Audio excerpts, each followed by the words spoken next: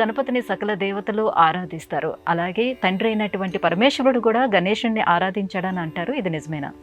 అవునమ్మా.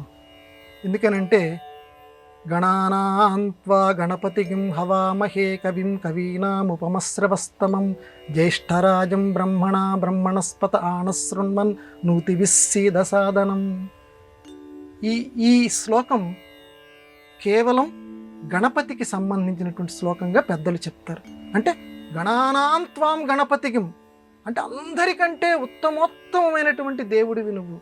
ఈ గణాలన్నింటికి, ఈ మానవ గణాలు కానీ జంతు గణాలు కానీ లోకంలో ఎన్ని గణాలు ఉన్నాయో అన్ని గణాలకి నువ్వు అధిపతివయ్యా.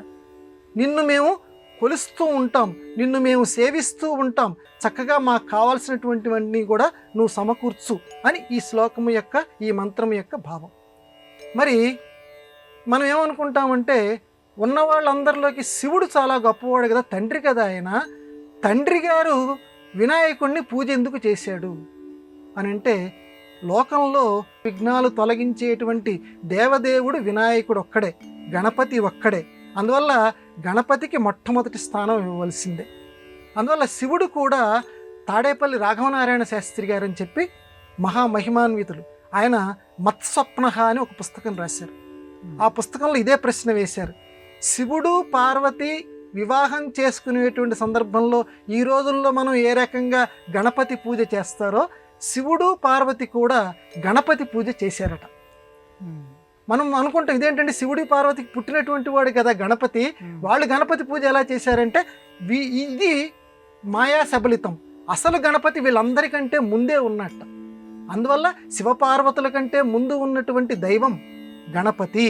అందువల్ల గణపతి విశిష్టమైనటువంటి దైవము అని చెప్పి ఇందాక నేను చెప్పినటువంటి ఆ మంత్రాహ్వానంలో ఉంది. కాబట్టి ఈ శివుడు కూడా త్రిపురాసుర సంహారానికి బయలుదేరేటువంటి సమయంలో రథం బయలుదేరుతుంటే గణపతి పూజ చేయలేదట.